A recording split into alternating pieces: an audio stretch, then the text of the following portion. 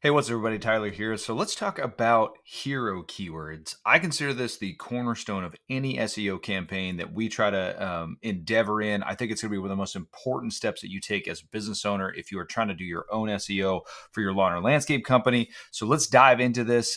This is honestly one of the most important things that you can do for your website as you kick into that. So I'm going to break this down. I'm going to try to be really succinct with this. This is not going to be an in-depth video, but this is one of the most powerful things because what it does is you probably have a website that looks very similar to this. It's just your average everyday lawn or landscape company website. You've got service pages, home pages, trust pages, lead capture, area pages. You've got a blog or educational section of your site. And what I like to help people do is get a primary or hero keyword assigned to each one of these pages. And I'm going to break down why that's important. So we'll come back to this. But first of all, let's talk about why go to the effort of all of this. So this is going to end up setting the SEO direction for your entire SEO strategy. It is honestly really easy. I've got some live competitors here. Live competitors are going to take a look at. These are good businesses that aren't doing some of the basics associated with these principles. So that's going to really help you unlock a lot of low-hanging fruit in your local market.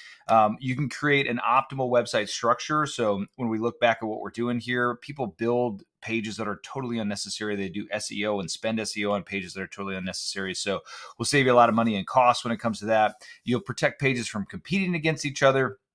And then you can create specific page topic authority. And what the results of that is this kind of process all begins when you see these rankings, whatnot, moving from off of page one to middle or top of page one of Google, is all starts with picking the right keywords for the right pages. So this is the foundation of that strategy. All right. So we call them hero keywords. People have called them a million things.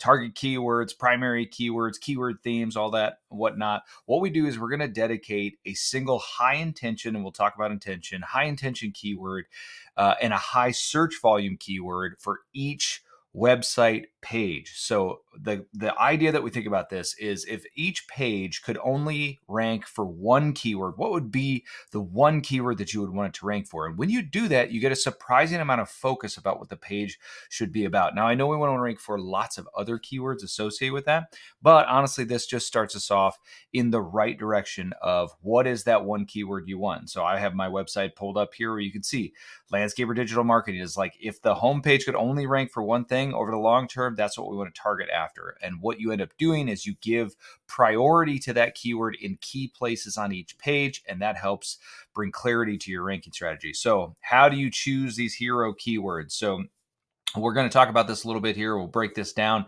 First thing you got to do is you got to map out your pages and services. You just saw an example of what I did there. How many service pages? What's the home page? You got service area pages, things like that. We'll go through that. Then you're going to need to choose a keyword research tool. So no way around. At some point, you need to do keyword research. I would recommend AdWords Keyword Planner. It's mostly free. They make it now so that you have to have an active AdWords campaign running in order to get access to the full data of their keyword planning tool. So this is the most powerful tool I think you can have, but it does require you to set up an AdWords campaign. And I just throw like a low spend at it, throw like $5 a month at it, or $5 a day, but set the parameters so it's not going to spend that, or it's only spending next to nothing. Get your keyword research done, and then you can shut that campaign off. So it's a little bit of legwork, but it is free. Otherwise, there's some really powerful tools out there. Ahrefs is a great one. SEMrush. Now, I've found this data to be a good suggestion. They have been basing their estimates off of AdWords Keyword Planner for a long time, and so I'd rather go straight to the king, if you will, and get the data straight from Google. But Ahrefs and SEMrush are two great options as well. We've done keyword research for almost every service or subservice or sub keyword of a subservice associated with the lawn and landscape space. So we do have that available if you want to get our download.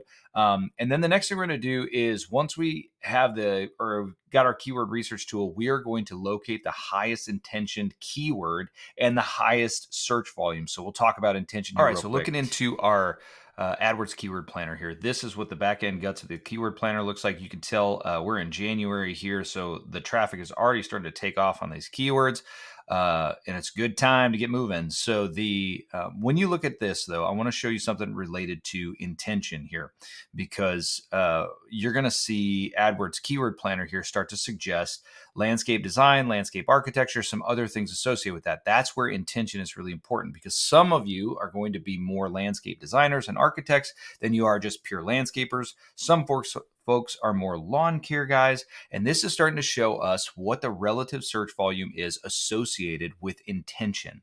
And what we're trying to find is what's the highest intention keyword for you that is also got the highest amount of search volumes. So as we dive through that, so let's talk about intention for just 1 second. So the intention we're after here is the highest commercial value intent for most of the keywords that we're after, because a lot of the keywords and subject matter that you're going to see ranges from do-it-yourselfers to people who are looking to hire a service. We want to zero in on the people who are most interested in spending, money right now to hire somebody to complete those services. So if you look at like the do-it-yourselfers here, and for example, something related to like retaining wall.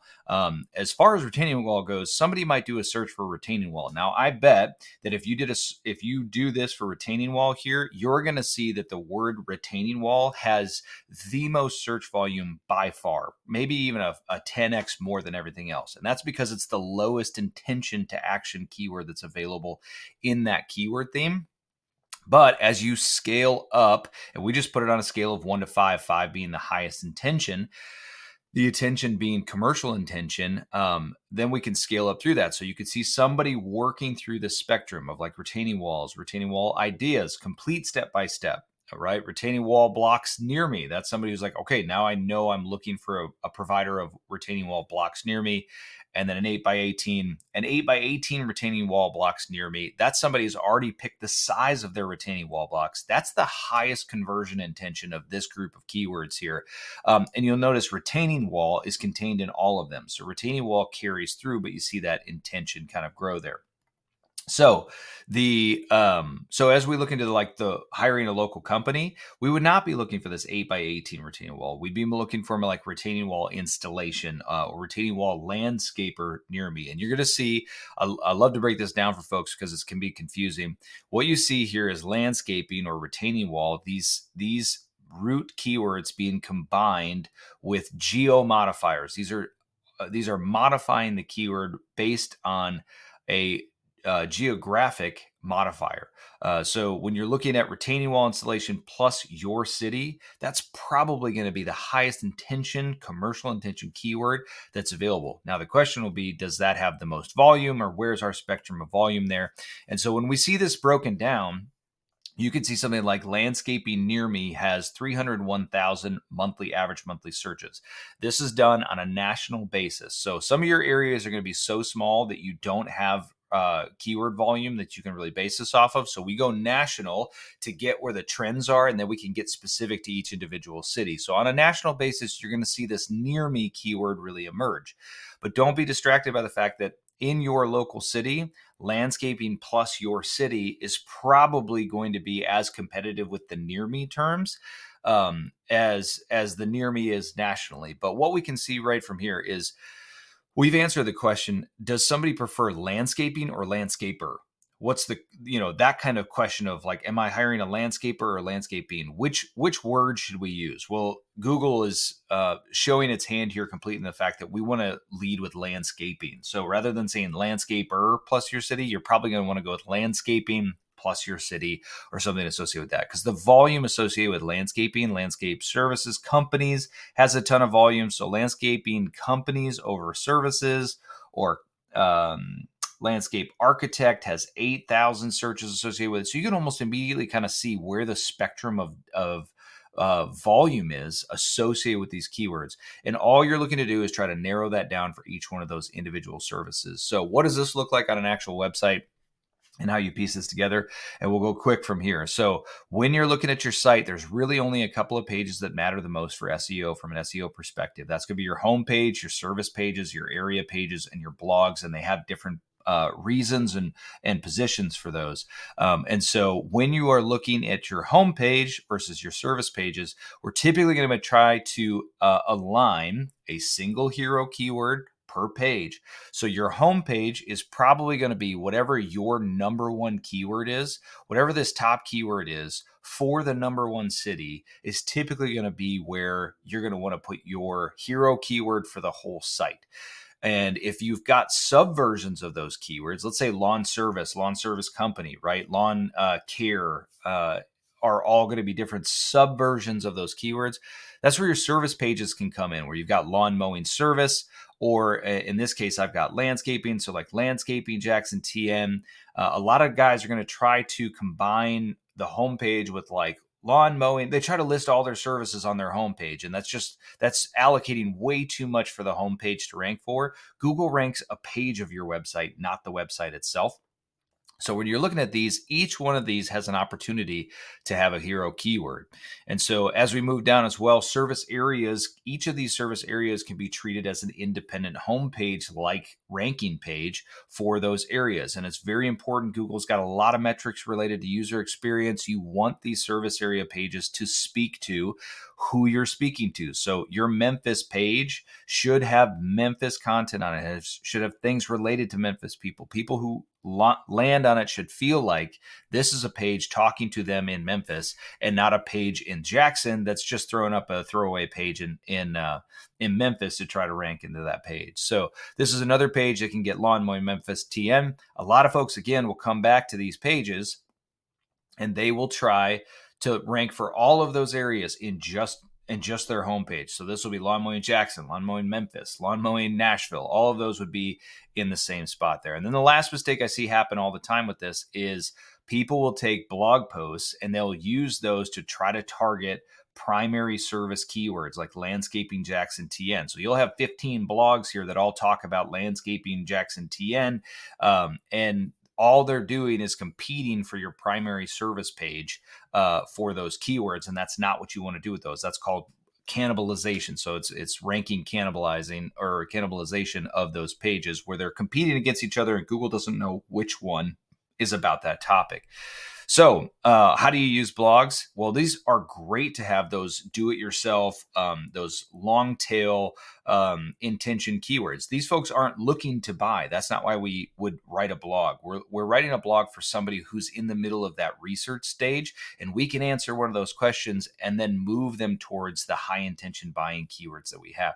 So this should all be targeted towards those sort of long tail keywords and use that as supplemental content to your primary pages there. So this is just a look at what it looks like to start assigning hero keywords. The reason this is the most important and first step for any SEO project that we do is because this tells us what page is going to be about what, and that frames out the rest of the strategy. So and I'm going to go through a couple of live examples really quick, but before we go on, we have done all of this keyword research. We do ask for an email address to get a hold of that, just because this does take us a lot of time to put together.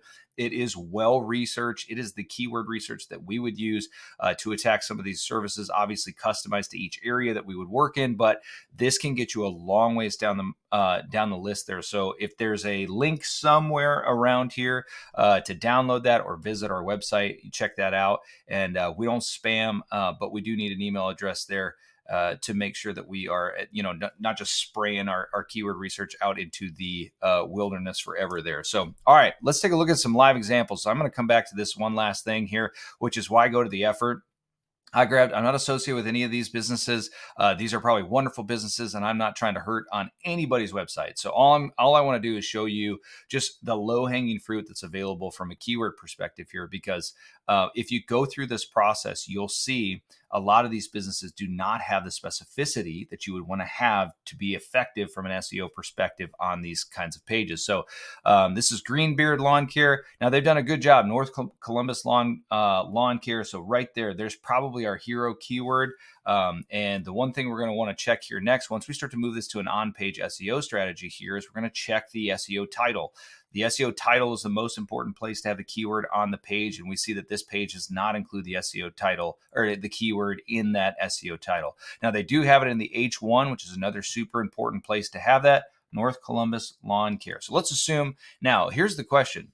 if we went and did the research on the keyword research side of things, is lawn care the best keyword for this, or is it lawn mowing or lawn care service? That's why you go to answer this question, because you've already started using a subversion of the best keyword. Even though it's close, Google went to a ton of effort back in the day to try to convince people that close means the same, and it doesn't. I've seen so many tests that indicate close. Now, you get variance and whatnot, but if you're getting hyper specific with a hero keyword, that is helping us focus through the fact that close does not equal close. I had a plumbing term one time where I ranked a plumber number 2 for the word plumbing, and he was 8th on the same page for searches related to plumber. And that was intentional in the fact that it was like, we only used plumbing. Now, Google would tell you that plumbing and plumber were the same, but they absolutely were not. He ranked significantly higher for plumbing because we intentionally chose that keyword. So that's how that plays out. Now, they've got this keyword in the H1. They don't repeat it anywhere else on the page. That's where you're going to know that you've got a suboptimal strategy. If we had the hero keyword for that page, we would be looking for more places for that to show up as we go through that. So here we go. What do we got on this classical landscape LTD here? And it looks like let me see if I can get a couple of these to load here, maybe a little bit faster. Okay. Progress. Yeah, we're missing any kind of hero designation in the SEO title. And then this is this tool, by the way, is SEO Meta in one click. And then when we look at for the H1, which is the most important heading on the page, we see this family owned and operated here is where we see no placement of that hero keyword in the most important heading tag on the site. So hero keywords, this focus just helps you know where these things should be. New season landscape, none.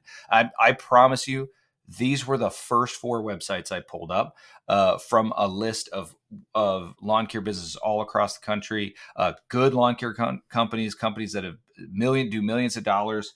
So there's a lot of low hanging fruit if you can implement this yourself and get started on this process. So this should be where you start. Go ahead and try to figure out, grab Ahrefs, SEMrush, or AdWords, and get yourself researching your own keywords. In the off season is the best time to get started putting this stuff in place right now. So I hope this has been a help to you. Hope it helps you and your business get to the next level. And we will see you on the next one. Thanks.